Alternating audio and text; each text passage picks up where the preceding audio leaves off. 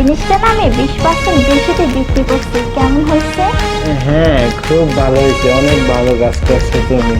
Sir, বাবা মা না আজকে বাড়িতে থাকবে না, আপনি যদি চান তাহলে নাইটাই আমার বাড়িতে আসতে পারেন।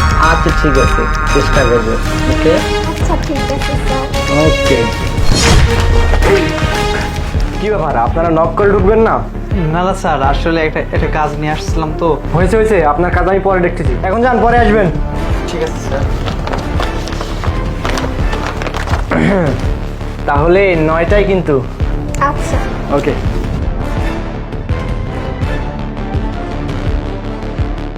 হ্যাঁ আরিফ সাহেব, দেখছেন আমাদের নয়ন স্যারের ব্যাপার স্যাপারটা কি?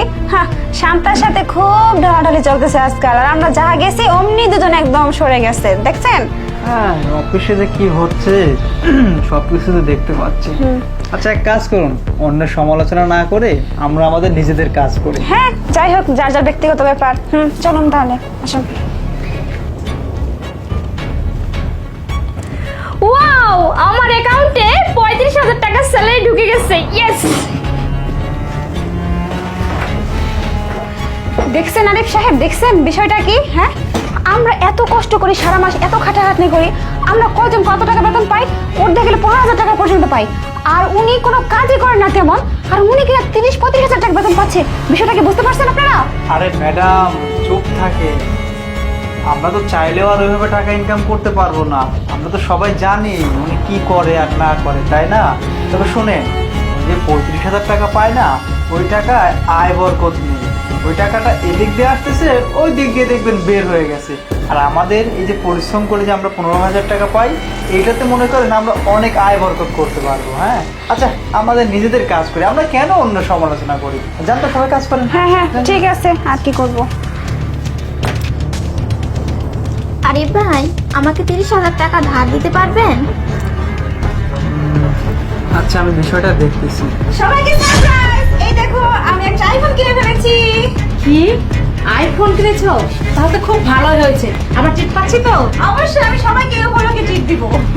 আচ্ছা, তুমি গত মাসেও দেখলাম একটা স্কুটি কিনলে, আবার এখন আইফোন কিনলে, বিষয়টা সব বুঝতে পারলাম না। আচ্ছা ঠিক আছে ঠিক আছে, কোথায় কিনলাম কি হবে সেটা সবাই পরে জানবো। আজকে দুপুরে সবাই কিন্তু লাঞ্চে ট্রিট। ওকে ওকে। ঠিক আছে, যা যা কাজ করে চলেন। আচ্ছা, আচ্ছা। আচ্ছা, তাহলে কি আমার 30,000 টাকা দিতে পারবেন? আচ্ছা, আমি একটা জিনিস বুঝতে পারলাম না, যে পিয়া পিয়া না এত কিছু কি করে পারলো, আমি তো কিছু বুঝতে পারছি না। আপনি প্লিজ আমাকে একটু বলবেন যে বিষয়টা কি? হ্যাঁ, আপনি যেহেতু শুনতে চাচ্ছেন ম্যাডাম, আপনাকে বলি, আপনি যেভাবে টাকা ইনকাম করেন না, এটা অফিসের সবাই কিন্তু জানে। আসলে একটা কথা কি জানেন, সৎ পথে ইনকাম করা না অনেক কঠিন ব্যাপার, আর সৎ পথের টাকাগুলো খুব সৎই থাকে। আর আপনি আপনি তো অবৈধভাবে টাকা ইনকাম করছেন, আর অবৈধ টাকা কখনো থাকে না, সেটা অবৈধ পথেই বের হয়ে যায়। এই যেমন আপনি তার প্রমাণ, আপনি অবৈধ টাকা কামাই করছেন, অবৈধভাবে চলে গেছে, এখন আপনি সামান্য 30,000 টাকার জন্য ধার নিতে আসছেন।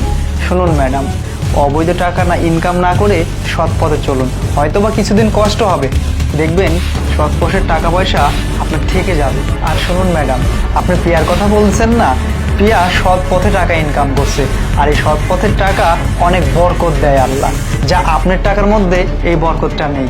আশা করি বিষয়টা আপনি বুঝতে পারছেন। ও হ্যাঁ, আপনি তো 30,000 টাকা ধার নিতে চাইছিলেন। আচ্ছা, ব্যাপার না, এটা নিয়ে টেনশন করবেন না, আমরা সবাই মিলে দেখি টাকাটা দেওয়ার চেষ্টা করব। আচ্ছা, আমি এখন আসি।